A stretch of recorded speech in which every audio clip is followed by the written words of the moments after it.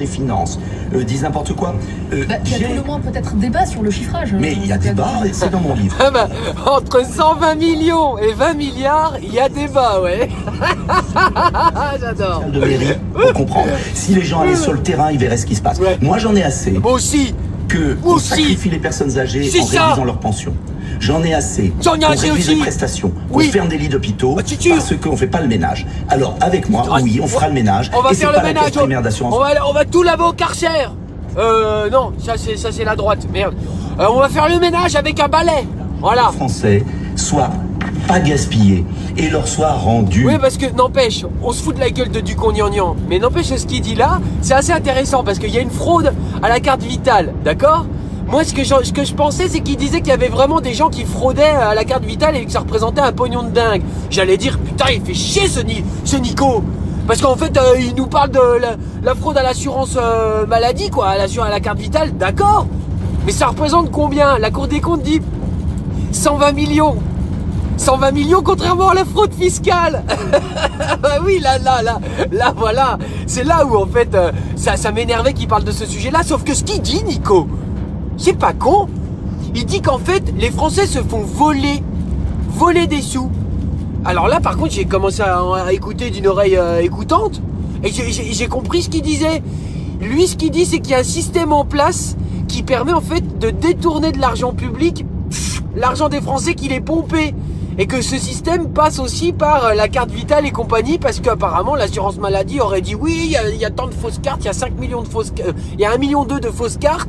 Puis après, elle est revenue sur sa décision. Oh, il est précis, Nico. Pécresse à 64 ans, Zemmour à 64 ans. Eh bien, moi, je veux pas augmenter le départ à la retraite, l'âge de départ à la retraite. Parce que ça serait une paupérisation de millions de retraités.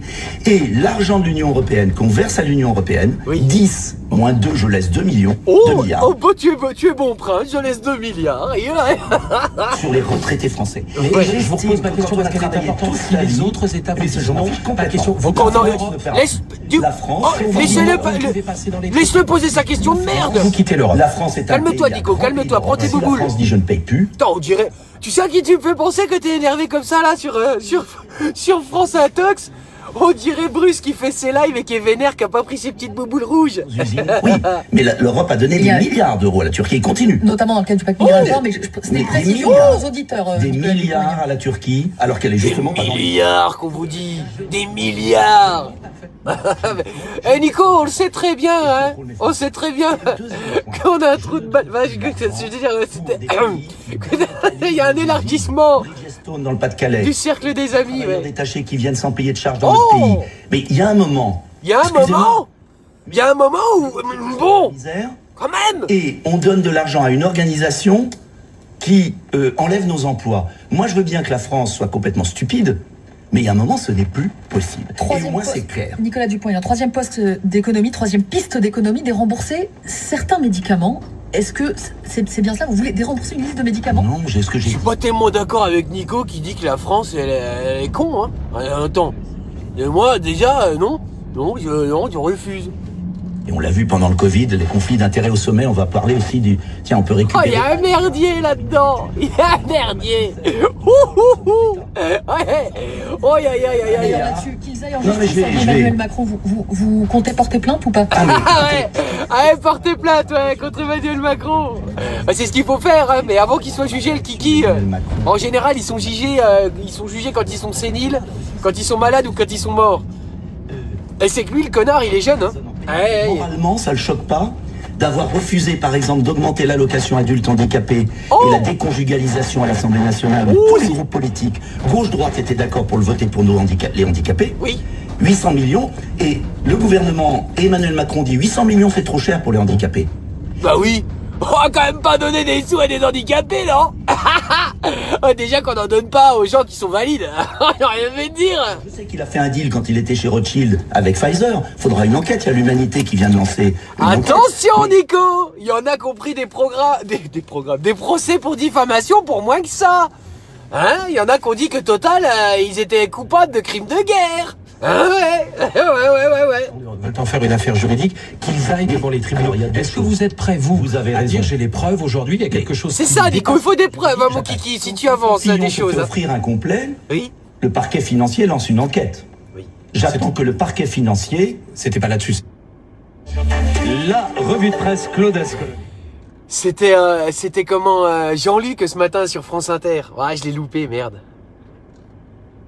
Comment se fait-il qu'un président de la République multiplie par 3,7 entre 2018 et 2021 les crédits pour les conseils en stratégie qui représentent la moitié du milliard, 450 millions. Ça a été multiplié par 3,7. Et comment se fait-il qu'on retrouve McKinsey à beaucoup d'endroits? Bonne question, Nico. Du Monde, c'est pas moi qui le dis.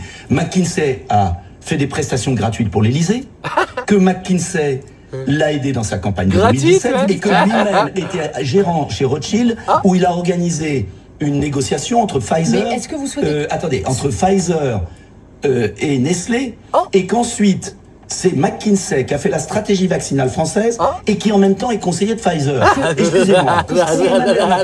Oh Nico, putain, t'es mon complotiste préféré. Je kiffe. Ah, je t'aime pas du tout, mais alors, j'aime bien ce que tu dis. Alors qu'on connaît tous ses liens avec ses cabinets, je crois qu'Emmanuel Macron n'est pas apte à diriger l'État. Mais bien sûr que si.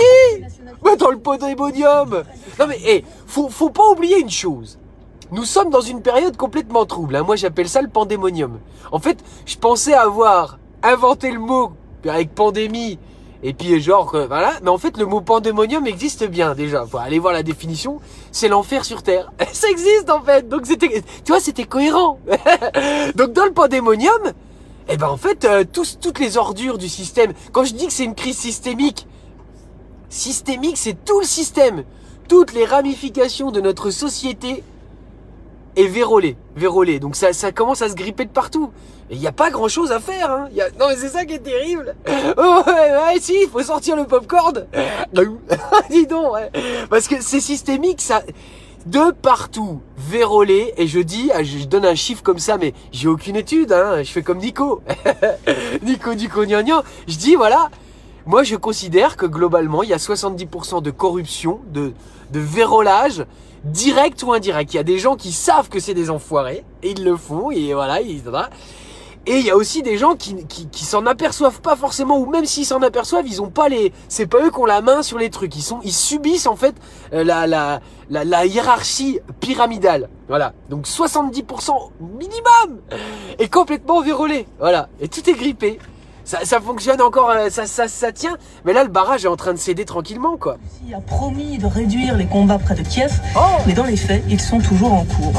Nicolas Dupont-Aignan propose une mesure d'urgence sur le prix du carburant, toujours en hausse. Oui. Le candidat de Debout. Oui, on vous a entendu. Oui. Debout les cons. Debout la France. Le temps qu'il redescende. Déclaration sur France Info. Oh, il va redescendre, hein. Bon, oui, c'est sûr. On va avoir des conditions de vie superbes, hein. Si, il faut être positif, hein, les enfants, il faut être positif. C'est tout. Il y a eu le Covid, il y a la guerre. Il y a de la merde au niveau environnemental, mais on va garder la tête haute et avancer le front, le menton levé. Hein, les enfants, tous ensemble. Non, tu me sèches ces larmes. Kenza. Élysée 2022. Arrête de taper sur ton petit camarade. C'est pas de notre faute si tes parents sont divorcés et que ton père était alcoolique. Bon, bah voilà. Donc tu arrêtes. Le monde est beau. Le monde est beau, dites-le les enfants. Le monde est beau. Je suis candidat parce que je pense que... Le monde est beau, Nicolas Dupont-Aignan, il est candidat. Alors, les enfants, c'est pas bien ça, hein? Puis il a des propositions super, hein, attention. Hein. Au premier tour, je ne sais absolument pas qui va être au second. Et je pense, mon petit doigt me dit, je peux me tromper, que les Français, en tout cas je leur dis, si vous allez voter, massivement, si les 47 millions d'électeurs vont voter... Eh ben vous aurez voté. On peut déjà sortir Emmanuel. Si vous allez voter, vous sortez Emmanuel Macron. Alors moi j'ai une petite théorie. Bon, excuse Nico, je te coupe. Emmanuel Macron, c'est-à-dire que les Français, je les supplie d'aller voter. Ils sont écœurés, on peut en parler. Partout les gens, hier j'étais à Forbach, Les gens sont écœurés. Écœurés de la campagne, écœurés de ce qui se passe. Mais je leur écœurés du Covid. Si vous êtes écœurés, et le Covid, c'est de la faute à Manu. La guerre d'Ukraine, c'est la faute à Manu. Le dérèglement climatique, c'est la faute à Manu. Les élections toutes pourries, c'est la Manu. Et McKinsey, c'est la faute à Manu. La vente d'Alstom, c'est la faute à Manu. La baisse des APL, c'est la faute à Manu. Manu, assassin. Manu, assassin du service public. Manu, assassin des travailleurs. Manu, assassin des gilets jaunes. Manu, ils auraient dû préciser dans le meeting de Zemmour. Bref, on va pas revenir là-dessus. Je fais ça pour mes convictions, pour l'idée que je me fais de la France, et je suis convaincu. Conviction, ça n'empêche pas les alliances. Mais les alliances, je vais vous dire ce que j'ai appris en 2020. Si on est franc entre nous. Allez-y. C'est que tout ce que vous pouvez dire aux gens, votez pour X ou votez pour Y, les gens votent comme ils veulent. C'est ça. Donc je suis beaucoup plus... C'est-à-dire vous regrettez de l'avoir fait? Non, pas du tout. Du tout. Quand on voit le bilan de Macron, je pense que j'ai été bien courageux. Alors, je vais vous dire un truc. Je l'ai déjà redit, mais on sait jamais. Manu a été élu et a obtenu, Jeanne, au secours, face à Marine, la majorité à l'Assemblée nationale. C'est-à-dire qu'il a eu un bulldozer pour faire passer tout ce que McKinsey en fait lui conseillait. Donc, si on se retrouve dans une configuration similaire, ce qui est tout à fait probable, admettons, hein, Jeanne, au secours. Donc si Marine se retrouve face à Manu, eh ben, voilà ce qui m'a traversé l'esprit. Hein, bien sûr que moi je voterai ce que je voterai. Hein, je m'en fous. Moi. Ça fait plusieurs fois que je vote. Je sais que c'est loin d'être parfait et qu'au niveau du RIC constituant, ils sont quand même à côté de la plaque. Hein, faudrait mieux voter pour Jean Lassalle. En fait, si on est anticapitaliste, vaudrait mieux voter pour Poutou. Si on est vraiment pour le RIC constituant, vaudrait mieux voter pour Jean Lassalle, parce que c'est lui qui a obtenu, son programme a obtenu la meilleure note du label RIC. Label RIC, hein, moi les labels, tu sais, mais label RIC, c'est quelque chose qui permet d'avoir un niveau d'analyse sur le RIC constituant par rapport aux différents programmes, voilà. Bien sûr, faut considérer que la politique sert à quelque chose, et que le système n'est pas vérolé, qu'on est en démocratie. Donc tout fout le camp, on est en pandémonium, je vous le dis. Mais admettons, comme disait Jean-Marie. Hein. Putain, il s'énerve Jean-Marie. Donc admettons. J'ai dit que si on se retrouve dans cette configuration Le Pen-Macron, bah je suis pas certain déjà. Donc de pas aller voter, moi ça me gonfle. Hein. Oh, non. Là, il y a 7 ans, j'ai voté pour Manu, pour faire barrage à Marine. Foutu pour foutu, je me suis dit. Mais là, vu qu'on sait de quoi il est capable, le gros, eh ben peut-être que cette année, si on se retrouve dans la même configuration, j'irai faire l'inverse au deuxième tour. Ouais. Ah ouais. Et tu sais pourquoi? Pour éviter que cet enfoiré-là soit réélu et qu'il ait la majorité à l'Assemblée nationale de nouveau.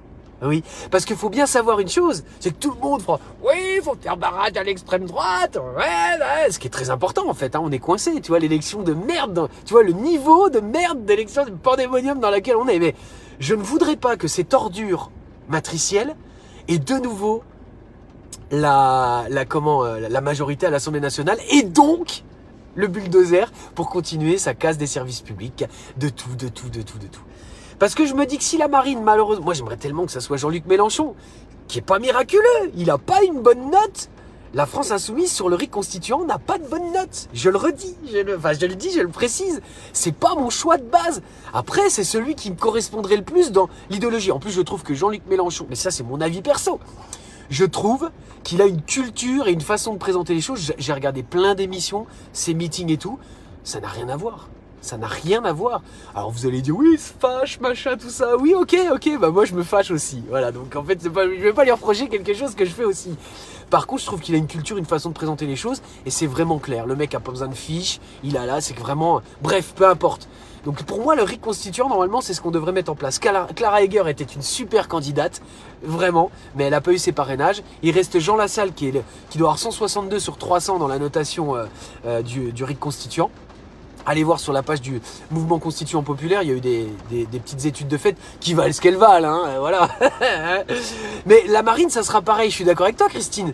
Sauf que elle aura pas la majorité à l'Assemblée nationale. D'ailleurs, si, par miracle, pour ceux qui pensent comme moi, les gauchias, comme on dit, hein, si Mélenchon arrivait au deuxième tour aussi et qu'il était élu, il n'aurait pas non plus la majorité à l'Assemblée nationale. Non. Donc ce serait un gouvernement de cohabitation. Ce qui vaudrait mieux que d'avoir une ordure matricielle dont on sait ce qu'elle est capable de faire. Hein. Voilà. Mais oui, Mélenchon pour la vaccination et tout, oui, on peut critiquer Marine, machin, tout ça, ça n'a pas d'importance là. Là, c'est vraiment... les élections présidentielles n'ont pratiquement aucune importance finalement dans cette démocratie qui n'en est plus une, qui est dirigée par les lobbies européens, les lobbies mondiaux. Bon, bref. Mais ce que je voudrais dire, c'est que ça donnerait quand même un autre signal d'avoir... alors, moi, ce que j'invite, les gens qui votent... Moi, j'aime pas dire extrême gauche, extrême droite, je dis, on va dire radicaux, mais c'est pareil, c'est péjoratif. Mais pour moi... quelqu'un de radical, c'est quelqu'un qui aime les radis. Bon, bref. Donc, les radicaux de droite, votez Marine. Les radicaux de gauche, votez Mélenchon. Et les radicaux de centre, eh ben, ils vont voter Macron. Voilà, donc faut lui faire barrage à cet enfoiré. D'une manière ou d'une autre. De toute façon, c'est la merde. C'est la merde qu'on va avoir. La seule crainte que j'ai, c'est que si Marine Le Pen est élue,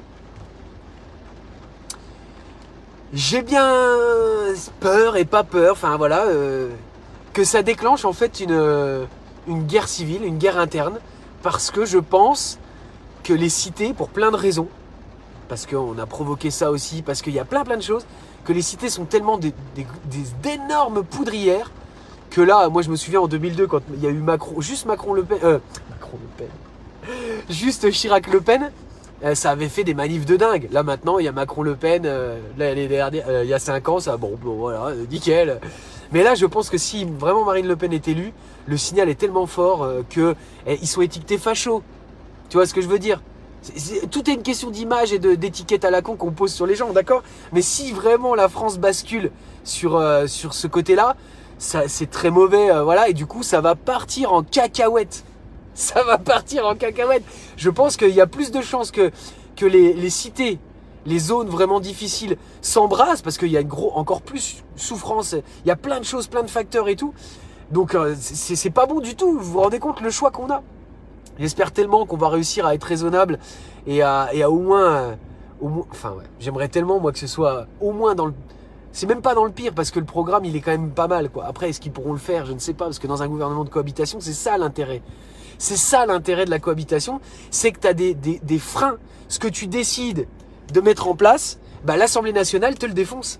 Alors que le Manu, il a eu le rouleau compresseur, lui. Lui, il sait. Oh, lui, il est pilote. Hein. Il est médecin, il est politique, il est banquier, il est pilote de bulldozer, il est pilote de, vous savez, les gros rouleaux comment, le rouleau compresseur, là, tu sais, qui tasse la route. Et il était là, ouais, allez, c'est parti! Comment? Ah, on me dit dans l'oreillette, McKinsey et Rothschild me disent, oui, de défoncer les services publics. Yeeha! Putain, c'est génial comme engin, ouais. Donc voilà, c'est ma petite réflexion de... Sinon, je veux pas voter, hein. On s'en fout. Hein. Sinon, je veux pas voter. Hein. Voilà. Mais ça craint, ça craint. Pas voter, ça craint. Mais en même temps, ça craint pas. Parce que c'est pas une démocratie. C'est un espèce de jeu de... Hein, si voter changeait quelque chose, c'est ce que disait Coluche, voilà, bah ça ferait longtemps que ce serait interdit, enfin bref. Donc, voter, pas voter, mais je comprends ceux qui vont pas voter. Ouais, voter, bah, voter Marine Le Pen, mais je comprends ceux qui votent Marine Le Pen. Bien sûr, je les comprends. Bah oui, j'ai pas cette idéologie-là, mais si j'étais à leur place, je vais essayer de faire preuve d'empathie, je voterais pour elle, bien sûr. Parce que, bah voilà, le discours, c'est comme ça. Mélenchon, bah je comprends, parce que moi je suis là. Et puis les autres, Manu, bien sûr que je le comprends. Manu, puis ceux qui votent à droite, c'est les mêmes, c'est le même programme, c'est la même chose, la même origine, le MEDEF, les lobbies, la banque, la finance, Nous, on est des putains de roturiers, reprenez les termes d'avant 1789, les nobles, bah voilà, c'est tout. Les nobles, les riches, les vraies familles de riches, bah c'est elles qui dirigent tout. Tout. Maintenant, ça s'appelle des fonds de pension, mais c'est eux qui y a derrière. On le sait. C'est Pipotis. Une petite parenthèse. Moi, excuse-moi Nico, je t'ai coupé longtemps. Monsieur Dupont-Aignan. Allez, on le défonce! Programme pour les personnes handicapées. Il y a 10 millions de personnes handicapées en France et on survit avec 903 € par mois. À savoir que moi, au mois de janvier dernier, on m'a réduit la location logement de 45 €. Donc. Bah oui, mais vous comprenez, monsieur, les lignes Excel et puis McKinsey disaient qu'il fallait faire des économies. Bon bah on a tapé sur ce qui était. Puis on sait très bien que les handicapés peuvent pas forcément te défendre. Hein? Regarde un mec comme Philippe Croison. Qu'est-ce que tu veux qu'il fasse? Ah, bah, non, bah. Tiens, bah. Il y a que Will Smith qui peut mettre des grandes tartes comme ça. Eh bah oui, mais Philippe Croison, lui, il est sympa, du coup. Ah. Dans ma ville, on avait atteint les 6%. Oui, je sais, c'est méchant. Mais tu vois, il y en a qui ont des handicaps physiques qui se voient. Puis après, t'en as comme moi, ça se voit pas. C'est à l'intérieur, tu vois. Voilà. Donc, puis c'est souvent ceux-là qui jugent le plus. Crois il y en a beaucoup, qui s'ignorent aussi. C'est complètement faux. Je l'ai expérimenté dans ma mairie. À chaque fois que j'ai voulu recruter quelqu'un en situation de handicap, on m'a dit peut-être. On l'a fait. Ça a été exemplaire. Petit. À des personnes en situation de handicap de travailler. On dégage de l'autre côté énormément de possibilités pour augmenter l'allocation adulte handicapé. Voilà. Je propose de la revaloriser. Revalorisation pour la faire passer au-dessus du seuil de pauvreté. Et je propose surtout, on en a parlé tout à l'heure, la déconjugalisation, c'est un peu... j'ai mal à la tête. La déconjugalisation. La déconjugaison. Je comprends pas. Tous les partis politiques étaient d'accord, sauf En Marche et le Modem, pour le voter à l'Assemblée. Ça a été refusé, je l'ai dit, pour 800 millions. C'est ce qu'a fait Emmanuel Macron chaque année au cabinet d'études. Et Nicolas Dupont-Aignan, lectrice du Parisien aujourd'hui en France, a aussi une question pour vous. Bonjour Madina. Bonjour. Bonjour. Vous appelez Paris. Ça me Paris, quelle chance d'habiter à Paris. Bonjour madame. Comment vous situez-vous par rapport à Marine Le Pen et Éric Zemmour? Je suis différent, sinon je ne serais pas candidat. Je suis différent. Premier tour, l'un ou l'autre, je l'aurais fait. Différent. Je suis gaulliste. En fait, Nicolas Dupont-Aignan, c'est en fait un Africain, mais blanc. Il est blanc, il est différent, mais à l'intérieur. Voilà, ça se voit pas. Donc, il rien à voir avec Marine Le Pen et Éric Zemmour, là. L'indépendance de la nation, bien sûr. Oh, cette vieille imitation de merde, on dirait Michel Leb, les narines. C'est nul. Ouais, mais c'est pour ça, je te dis, dès que j'ai pris la décision, on va dire, la plus pragmatique par rapport à l'élection, eh ben, je vous jure que c'est vrai. Je vous jure que c'est vrai. J'ai rêvé de Marine Le Pen cette nuit. Non mais c'est vrai en plus. C'est le pire, c'est que c'est vrai. Et je suis en train de me rendre compte que si ça se trouve, en me disant que je fais ce choix, eh ben ça se trouve, je suis en train de virer. Peut-être que dans quelques temps, je vais plus aimer les Arabes. Je vais plus tolérer la différence. T'imagines juste quoi, ça va quand même. Ça se trouve. Avec Éric Zemmour sur la question de l'identité française ou sur la question de l'identité française. Je suis aussi ferme que lui sur le refus de la submersion migratoire. Le grand remplacement. Par exemple, je suis en désaccord. Mais enfin, on n'a pas idée de se faire remplacer comme ça. Enfin, de se faire grand remplacer. Je crois qu'il faut éviter. Qui a envie de se faire grand remplacer aujourd'hui? Hein? D'accord. En attendant, moi je ne ferai jamais de différence en fonction des prénoms des gens. Bien sûr. J'aime pas les Arabes, mais jamais je les embêterai pour leur prénom. Enfin, je voudrais les virer, qui rentrent chez eux parce qu'il y en a marre. En fait, on pique l'argent au bon français, hein. Mais qui s'appelle Ahmed ou qui s'appelle José, ça ne me dérange pas. Indépendance. Jugalisation. Grosse différence avec Zemmour. Moi, je ne suis pas satisfait, je ne suis pas vacciné, j'ai refusé le vaccin et je refuse le pass sanitaire. Oui, je refuse aussi. J'estime qu'on doit être en liberté. Ça liberté totale, liberté de mettre les gens dehors, liberté de pas aimer les Arabes, liberté de donner du travail aux pauvres Français. Et il faut le choix au premier tour. Et puis, de vous les cons, que c'est je boule la France. Face à Macron, eh bien, je pense que je ne serai pas caricaturable comme l'est Éric Zemmour, et que j'aurai beaucoup plus de chances de gagner. Oui, puisqu'on parle maintenant, il faut m'aider à être au second tour. Ah, mais toi, tu fais pas des meetings au Trocadéro, triple couille. Allô, qui c'est qui te finance, toi? Hein, c'est pas Bolloré, non? Ouais, c'est bon, si t'as pas de sous, tu arriveras à rien, c'est tout. Tu regardes les courbes du nombre de votants, c'est corrélé au pognon que t'as, la campagne la plus chère et machin et tout, et donc, du coup, aussi, au passage, plus ou moins important dans les merdias. C'est tout. Eh ben, c'est tout. Ça fonctionne comme ça aujourd'hui. Voilà. On est en pandémonium depuis déjà un petit moment. Hein. On donne francophone d'un artiste qui ne l'est pas. Oui, enfin francophone. Moi, je vais vous dire, je crois qu'on est chacun riche de son identité. Oh, on est chacun riche de notre identité. À condition qu'on aille vers le même horizon. Et je veux qu'on arrive vers le même horizon. Cette ligne imaginaire qui se déplace au fur et à mesure qu'on essaie de s'en rapprocher. Oh putain que c'est profond ta pensée, Nico. Là, je suis complètement parti. Qu'est-ce que je voyage. 30 000 habitants, une ville qui était plutôt de gauche, de banlieue, à 80% au premier tour, à 3 reprises. C'est parce que je crois que j'ai une capacité à rassembler. Et après Macron qui a divisé, J'ai pas envie qu'on divise encore. Nicolas Dupont-Aignan, Kevin, qui est policier et Bonjour Kevin. Je voulais aussi vous poser une question Oui. sur le régalien qu'effectivement on n'a pas abordé pendant Allez la Kevin, première on le demi-heure. défonce. C'est à On le défonce Kevin. Bonjour Monsieur Dupont-Aignan. Oh merde, Bonjour. il a une petite voix. Je suis Bonjour. en effet policier à Clermont-Ferrand, originaire de Brunois. Vous avez déclaré dernièrement que vous vouliez recruter 30 000 policiers. Il y en a déjà assez. Qui partent à la retraite d'ici 5 ans. Et Monsieur Sarkozy avait supprimé nombre d'écoles de police. Et nous n'avons pas la capacité Ah oui, de... il a supprimé l'école de police, comme ça les policiers vont plus à l'école. Ce qui explique énormément de choses. Hein. Non, je fais des bisous. Oui, je fais des bisous, oui. On est tous dans la même merde, voilà, ils font leur boulot, qu'est-ce que tu veux, ils ont peur. 70% du système pyramidal, ils en font partie, ils sont dedans. Bah oui, ils sont dedans. Il faut rouvrir des écoles de police, il faut former. Il faut aussi... Il faut rouvrir des prisons, il faut former des prisonniers aussi. Dans les commissariats, notamment sur les enquêtes, pour décharger les policiers Ah de oui, beaucoup... décharger. Vas-y, décharge-moi. J'ai toujours rêvé, parce que je suis un peu tendu. Il faut décharger tout ça. La société est beaucoup trop chargée. Elle est chargée comme comme l'était à l'époque Monsieur Borloo. Oui, c'est très chargé ou Gainsbourg. 23 mars de mémoire, Oh. qui, en dessous de 6 mois de condamnation, Oui. interdit la prison. Attention. Et je reprends ce qui se fait aux Pays-Bas, et en Angleterre, mais surtout aux Pays-Bas, qui est une expérience extraordinaire. Qu'est-ce qu'ils font? Ils ont légalisé les drogues? Inverser le système. Dès le premier délit. Oui. Dès le premier délit, un vol de portable, vous allez en prison. Ça. 8 jours. Dès que tu voles un Toblerone ou que tu payes un Toblerone avec tu te fais rembourser sur tes mandats électoraux, viré. En Suède, je crois, c'était où qu'elle s'est fait virer cette... Et c'est pour ça que Elle avait acheté une barre de Toblerone. le Ah bah ouais. système pénal fait qu'on arrête... Tu sais aussi, Nico, dans d'autres pays, hein, là où tu veux renvoyer ceux qui viennent de là-bas mais qui sont nés ici, en fait, qui sont français, mais bon, peu importe. Eh ben, tu sais que là-bas, il y a des endroits, tu voles un fruit, t'as un moignon, hein. Hop, comme ça. Tuc. Comme ça, après, bah, plus de main, moignon. Eh ben, tu voles plus, hein. Ah bah oui. Il y a un dicton là-bas d'ailleurs qui dit, mais c'est traduit, hein. Tu voles un brugnon, t'as ton moignon.